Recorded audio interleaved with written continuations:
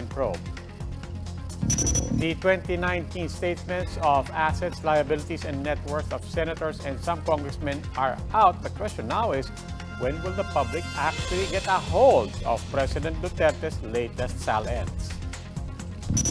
Filipinos have mixed opinions about the accuracy of the government's COVID-19 figures. That's according to the latest SWS survey.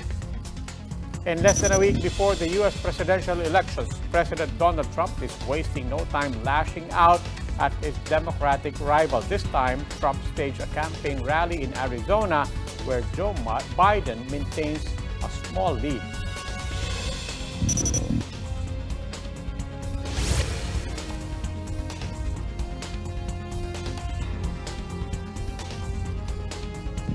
We begin tonight with PhilHealth and the Philippine Red Cross holding a meeting on the latter's debt. Malacan once again is assuring the PRC that the government will pay its balance on time. Camille Samonte has this report. Concerned officials have met today in a bid to resolve the friction between the Philippine Red Cross and PhilHealth. Among the issues expected to be discussed is a 561 million pesos remaining debt of the state insurer to the organization. Prior to this, PRC Chairman Senator Richard Gordon called for the replacement of the PhilHealth President Dante Giran.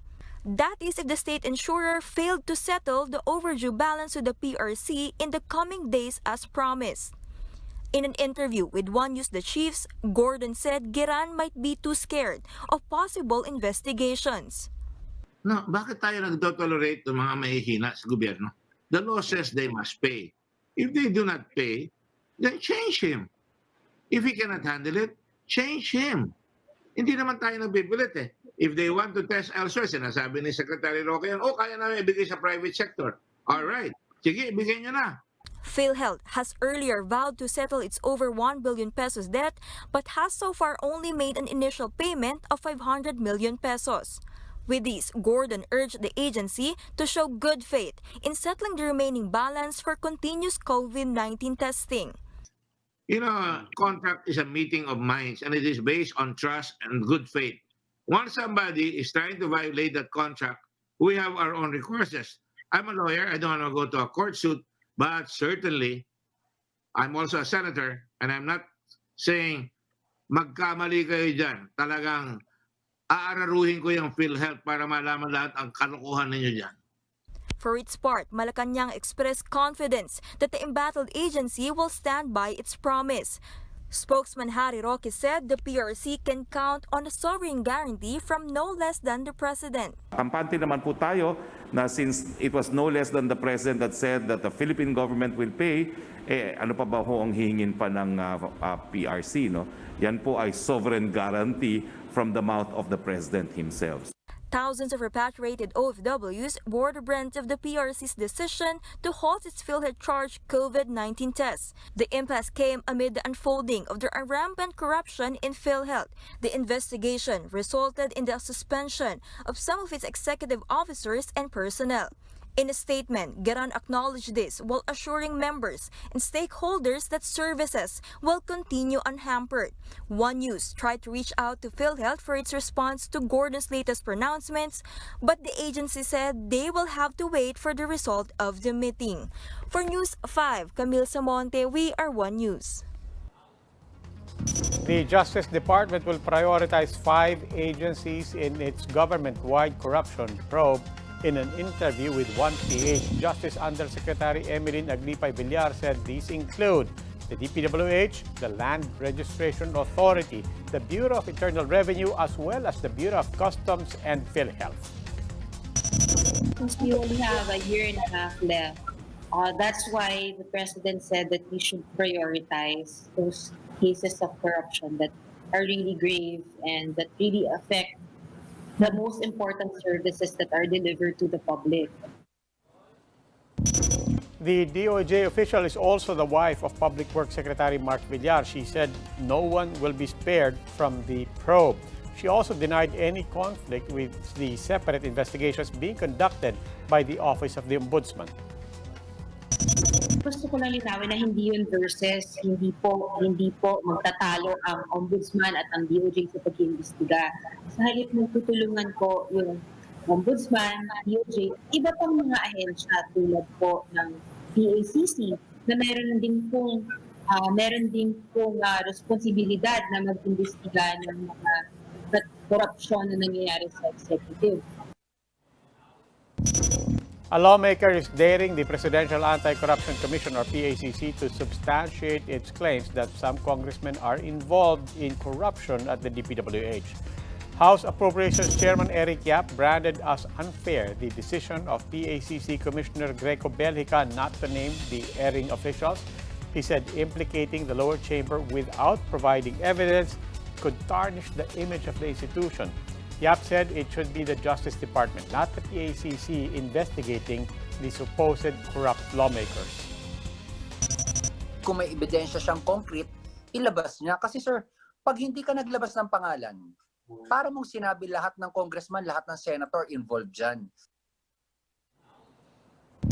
The Foreign Affairs Department vows to continue assisting the families of the missing Filipino crew members of a ship that capsized in Japan last month. Meanwhile, more OFWs are slated for repatriation in the coming weeks. Ria Fernandez reports.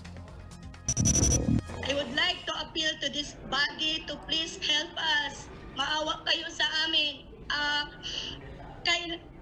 Hinihingi lang po namin sa may-ari sa pamamagitan po ng ating gobyerno na tulungan kami na magkaroon ng search and rescue.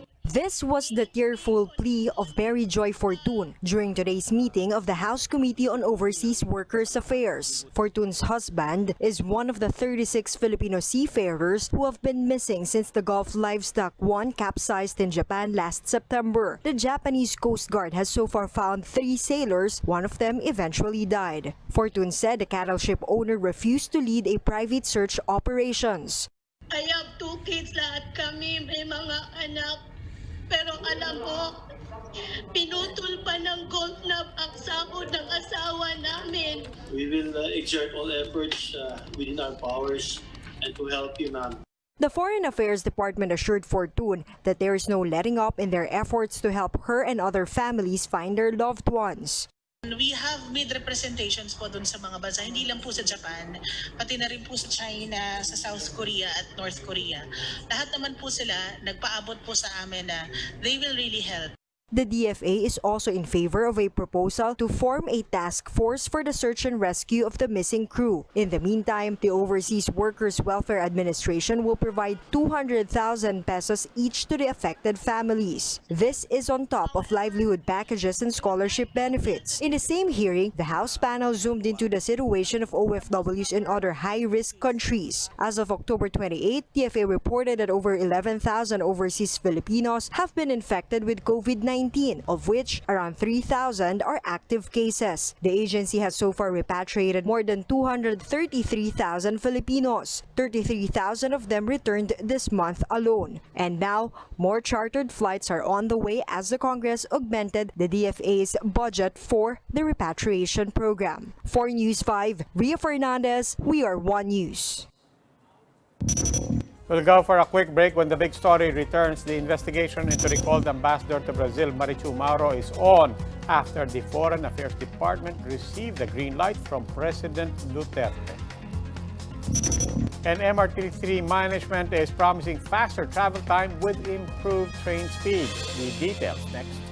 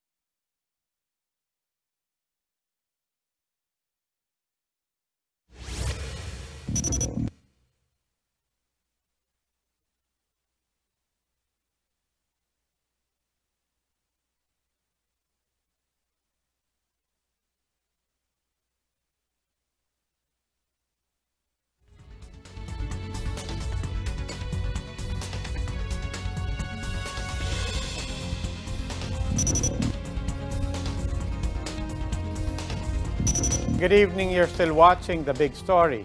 MRT3 passengers will arrive in their destinations much quicker as trains are set to travel at a faster speed with new rails in place. Gerard de la Peña reports. For the first time in 6 years, the MRT3 management on Thursday tried to run its trains at 50 kilometers per hour. The move came after the old rails were completely replaced by new ones under its rehabilitation project. The Transportation Department said the new train speed will be implemented on November 3, noting that it will be eventually increased to 60 kph. Kaya nga may mga simulation yan bago yan i-implement para ma-check natin kung may mga technical issues pa. So far, wala kami nakukuha. Kapati said passengers will benefit from the initiative as it will lead to shorter queues and faster travel time. Maraming mga pasahero ang maisasakay. Iikli ang oras ng paghihintay ng mga mananakay natin sa istasyon. The MRT3 management has also overhauled 3 train coaches, while 9 others are already being worked on at the depot. Makikita ninyo, wala ka nang mararamdaman na vibration. Kasi nga, complemented ng bagong release at the same time, bagong overhaul na bagon. Despite the looming increase in ridership, the MRT3 management vowed that COVID-19 protocols will remain in place. It also reminded the public that the rail line will be closed on October 31 until November 2 for maintenance works. For News 5, Gerard de la Peña, we are One News. Palace spokesman Harry Roque will speak with President Duterte regarding the latter's statements of assets, liabilities, and net worth, or SALN. Roque said he will finally ask the chief executive if he could make the documents publicly available. Talks about Duterte's non-disclosure of SALN surfaced when the Ombudsman issued stricter guidelines on the matter. To date, Duterte has not released his SALN for 2018 and 2019. Matapos na po itong isyong ito, ay tatanungin ko na po baka naman magbigyan ng permiso magbigay ng permiso ang presidente para isa publiko ang kanyang SALN. Pero wala pong tinatago ang ating presidente. Meanwhile, Senator Cynthia Villar, with around 3.8 billion pesos in net worth, remains to be the richest in the upper chamber. Second on the list, Senator Manny Pacquiao, followed by Senate President pro tempore Ralph Recto and Senator Mig Zubiri. Over at the House of Representatives, minority lawmakers have also issued copies of their SALNs. Bayan Muna Solon's Carlos Zarate, Ferdinand Gaite, and Yefeme Culyamat urged their fellow congressmen to do the same. And these are the other big stories today. The DFA has started its preliminary investigation into the country's ambassador to Brazil, Marichu Mauro. A show-cause order has been sent to the diplomat who was caught maltreating her house help in a video footage. Malacan earlier confirmed that President Duterte supports the probe into the matter. The palace said it's now up to the DFA to determine appropriate sanctions against Mauro. The Food and Drug Administration is now investigating the alleged selling of unregistered COVID-19 vaccines at a facility in Makati. FDA Director General Eric Domingo said he himself received a text message that appears to be an advertisement written in Chinese. Domingo warned that those who will be proven involved will face criminal charges, while the facility could receive a cease and desist order. A social weather station survey says that Filipinos have mixed opinions about the accuracy of government's COVID-19 data. 39% of the respondents believe the health department over-reported on the number of Filipinos infected with the virus, while there is no consensus as to the accuracy of reported COVID-19 deaths. However, most of the respondents from Metro Manila believe that the COVID-19 statistics reported in their region is inaccurate. The pollster conducted this mobile survey with around 1,000 adult Filipinos living in different parts of the country last September 17 to 20. Environment and energy groups are seeking a halt to ongoing coal power projects following the Department of Energy's move to ban new coal power plants. Shaila Francisco has this story. A more flexible power supply mix. This is what the government is now targeting after the Energy Department imposed a ban on new coal power plants. While the guidelines are not yet out, several energy and environmental groups are urging the DOE to expand the moratorium to include projects that are in the pipeline. Latest data from the DOE showed there are 22 indicative and committed projects in the pipeline with a capacity of over 13,000 megawatts. For the Center for Energy, Environment and Development, or SEED, the DOE should shelve these projects as the proposed capacity could still force the country's dependence on coal, which would increase costs for consumers in the long run. Coal accounts for more than half of the country's current power mix. Imagine us being too dependent on a particular source that is imported. All this cost will be passed on to us, to electric consumers. Environmental group Greenpeace agrees with the SEED. It also urges the DOE to enact a permanent moratorium on coal projects and to start the phase-out plan for existing ones. Greenpeace adds that the DOE's policy direction should send a strong signal to major players to redirect investments to renewable energy. These are inflexible sources of energy. So meaning hindi siya pwedeng patayin ng bigla lang. No? So kung merong excess na supply na hindi ginagamit, hindi pwedeng patayin ng coal power plant. In a statement, Aboitiz Power expressed support to the new policy, saying its growth strategy for the next decade would be to boost their renewables portfolio. Aboitiz Power said it will commit to attain a 50-50 power mix of renewables and thermal capacities by 2030. Semirara Mining and Power Corporation meanwhile confirmed that none of their projects will be affected by the DOE's policies. Meralco Powergen Corporation likewise said the moratorium will not impact its project in Atimonan since the necessary permits have already been secured. The firm said it is also implementing high-efficiency low emissions on its coal projects. Alongside the ban on coal power plants, the government also allowed 100% foreign ownership over large-scale geothermal projects. Both the SEED and Greenpeace cautioned the DOE against this, noting possible environmental hazards. It should be studied, no? And dapat dumaan to sa malalim na proseso ng consultation. How can we ensure that that the government and Filipino companies will benefit? For now, the DOE is optimistic that there will be more opportunities for renewable energy as they continue to reevaluate the country's power mix and energy goals. As for extending the moratorium to include projects in the pipeline, the DOE said it will look into options to make sure the policy will be legally enforced. Shaila Francisco, VR1 News. Let's pause for a quick break. When we come back, thousands of residents will be affected as Maynilad announces a 21-day water service interruption. And TikTok gone wrong. A 4-year-old girl gets injured after trying a dangerous challenge from the app. Stay tuned.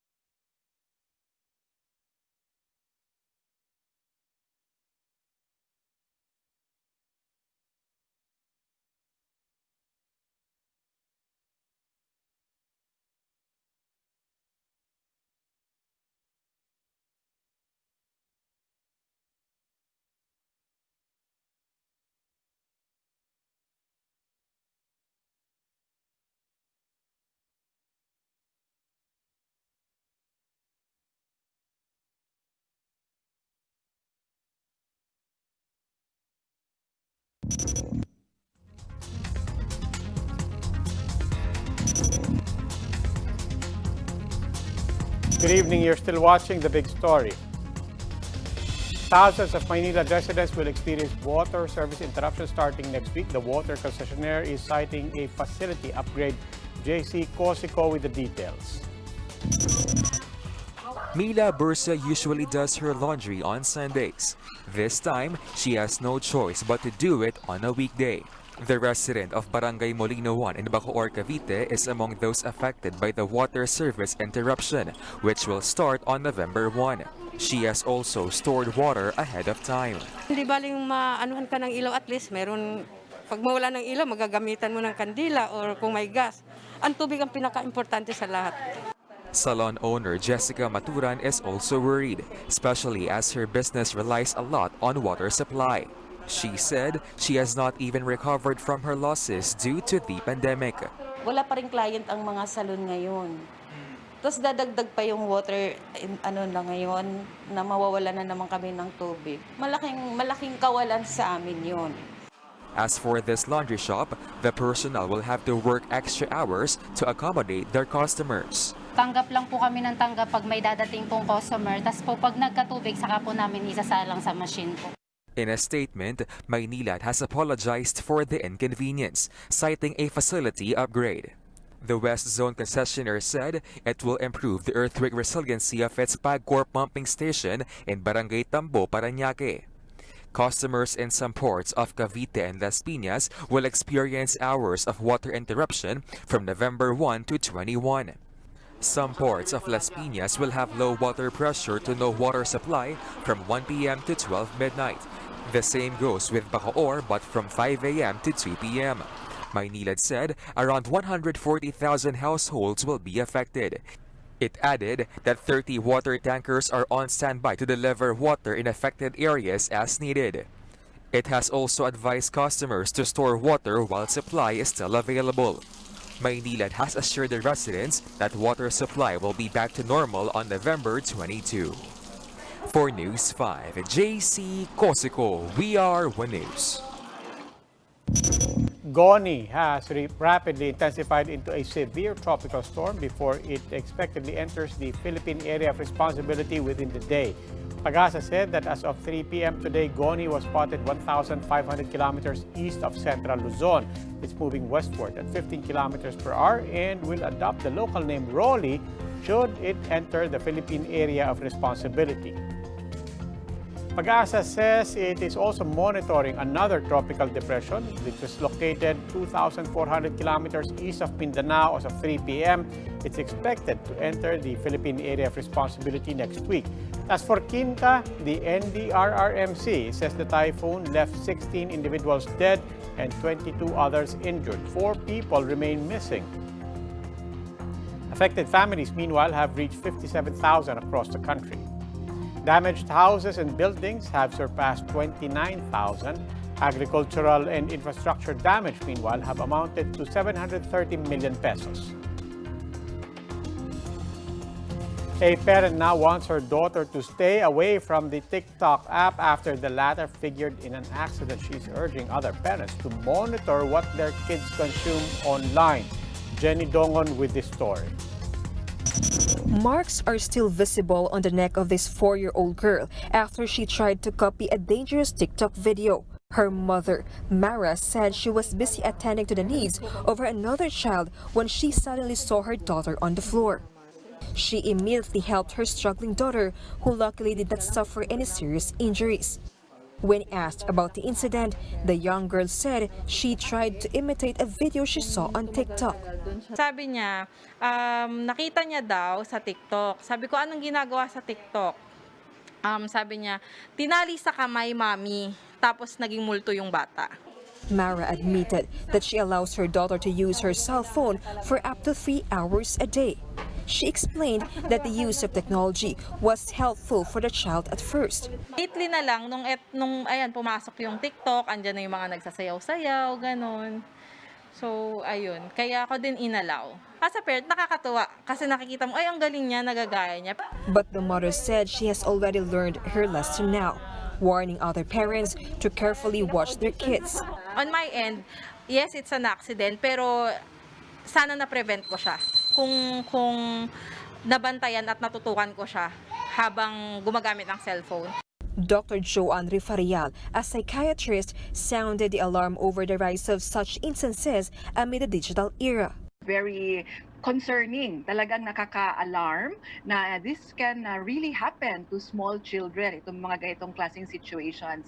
Dr. Rifarial called on parents to be aware of the prescribed age limit in social media exposure. Generally, according to studies, it should be at around 13 years old. But itong 13 na to, hindi naman siya yung talagang very specific na 13 pwede na. Base pa rin ito sa skills ng mga bata. The expert added that several ways, including the use of passcodes, may help in preventing technology-induced accidents. For News 5, Jenny Dongon, We Are One News. In sports, the Alaska Aces outplayed the Phoenix Fuel Masters at the PBA Philippine Cup 105-97. Vic Manuel led the Aces with 24 points on 11 of 14 shooting, as well as 7 rebounds and 3 assists. Matt Wright scored 21 points and Calvin Abueva had 18 in a losing effort for Phoenix. At the moment, TNT Catropa is taking on Index Road Warriors. U.S. President Donald Trump is not yet done with his attacks against Democrat rival Joe Biden less than a week before the elections. In his latest campaign rally in Arizona, Trump claimed that a vote for Biden would mean a return to lockdown policies. Biden has since denied that he would shut down the economy in a bid to prevent further virus transmission. Trump, on the other hand, has been downplaying the surge in COVID-19 cases in the U.S., attributing the spike to the country's testing capacity. Biden is the candidate of layoffs, lockdowns, and misery. I am the candidate of jobs, vaccines, and prosperity. If you vote for Biden, it means no kids in school, no graduations, no weddings, no Thanksgiving, no Christmas, and no 4th of July together. Other than that, you have a wonderful life. Democratic Vice Presidential candidate Kamala Harris also campaigned in Arizona after meeting with black leaders in the state. Supporters of the Biden-Harris tandem cheered from a safe distance in their cars. Now, would you wear a dead man's clothes? A Thai online seller has captured a market of thousands by dressing up as a zombie to sell clothes of dead people. Retailer Kanita unleashes a real Halloween vibe in her weekly late-night Facebook Live sessions. The catch? She tells buyers exactly how the owners of each item died. The clothes are priced at around $3 US each. The seller says her audience has increased to as much as 6,000 since she started wearing spooky makeup. Thais are known for their fascination with horror films and ghosts. And that wraps up today's big story. Catch us again tomorrow at 8 p.m. on Signal Channels 8 and 250. Please like our Facebook page, One News. For more in-depth analysis, visit our webpage, onenews.ph. I'm Robbie Alampay. We are One News. Good evening.